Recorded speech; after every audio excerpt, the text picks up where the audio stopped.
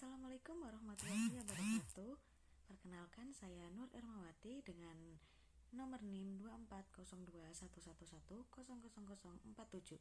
Di sini saya akan menjelaskan materi terkait K3 dari fisik ke mental, kontras kebijakan kesehatan dan keselamatan kerja Indonesia dan Australia. Nah, pada materi kali ini saya akan menjelaskan pendahuluannya terlebih dahulu ya.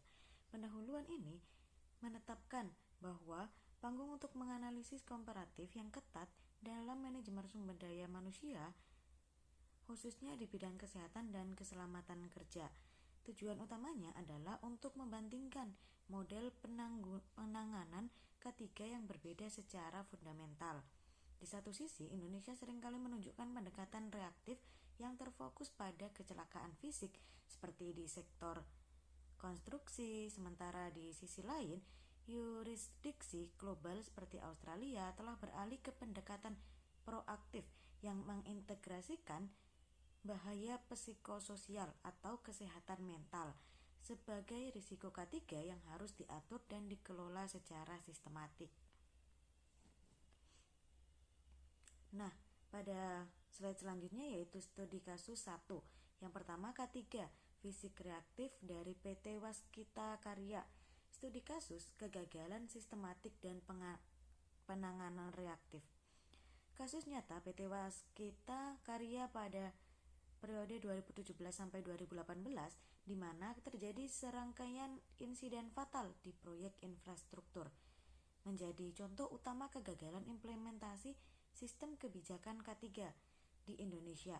Inti masalah di sini bukan hanya kegagalan teknis, melainkan konflik prioritas, di mana kecepatan penyelesaian proyek sering mengesampingkan standar keselamatan, diperburuk dalam pengawasan yang lemah terhadap subkontraktor. Nah, penanganan kasus oleh pemerintah sangat reaktif, berupa penghentian sementara proyek dan sanksi pidana terhadap penanggung jawab lapangan. Analisis kritis menunjukkan bahwa K3 cenderung diperlakukan sebagai biaya kepatuhan minimal, bukan sebagai investasi budaya, sehingga solusi yang ditawarkan fokus pada sanksi pasca insiden.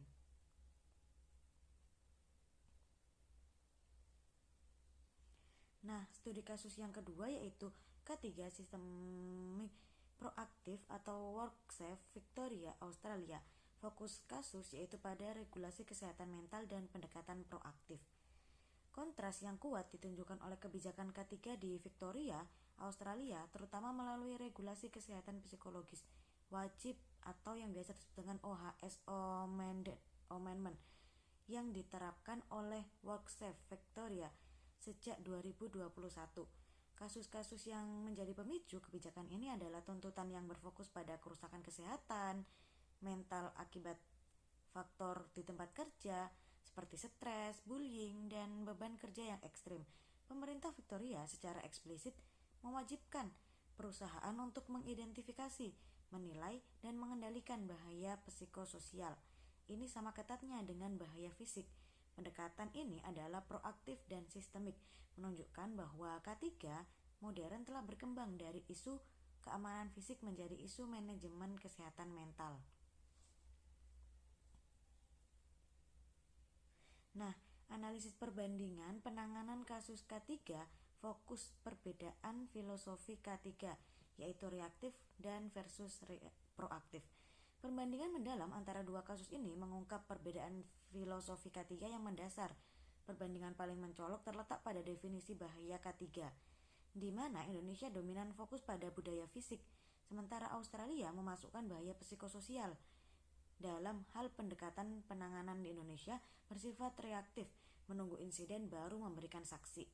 Nah, sedangkan di Australia bersifat proaktif, kewajiban identifikasi risiko sebelum insiden terjadi. Alat pengawasan di Indonesia cenderung berorientasi pada keputusan administrasi seperti audit P3 K3.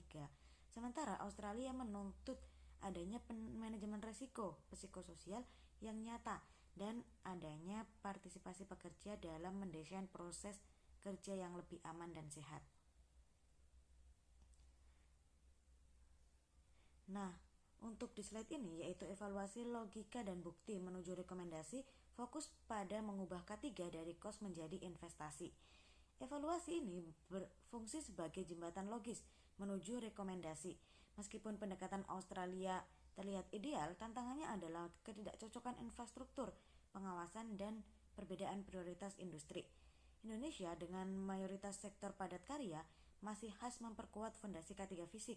Namun, klaim kunci yang harus disampaikan adalah Indonesia tidak bisa hanya berhenti di sanksi reaktif.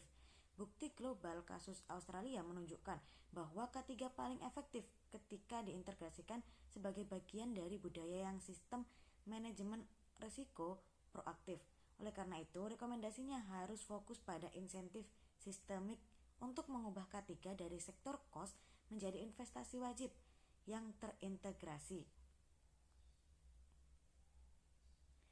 Nah, untuk rekomendasi kebijakan K3 untuk Indonesia fokus pada adopsi K3 sistemik dan mental. Rekomendasinya yaitu untuk mengatasi kelemahan yang teridentifikasi dari analisis perbandingan.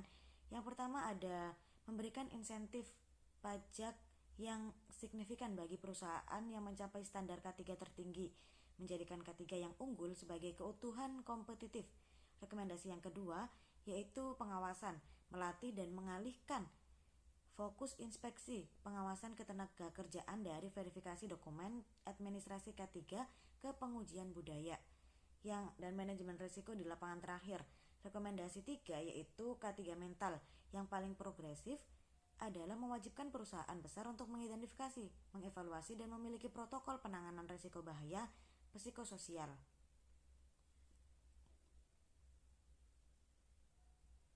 Nah, untuk kesimpulan sendiri, yaitu merangkum temuan utama bahwa K3 efektif modern harus mencangkup dimensi fisik dan psikologis. Indonesia berada pada titik di mana penanganan reaktif tidak lagi memadai. Rekomendasi yang diajukan akan mendorong pergeseran paradigma dari kepatuhan minimal dan sanksi pasca insiden menjadi budaya zero harm yang didukung oleh regulasi yang proaktif, terutama dalam menghadapi tantangan kesehatan mental yang semakin besar di tempat kerja modern. Sekian itu saja penyampaian dari materi dari saya. Kurang lebihnya mohon maaf yang sebesar-besarnya. Wassalamualaikum warahmatullahi wabarakatuh.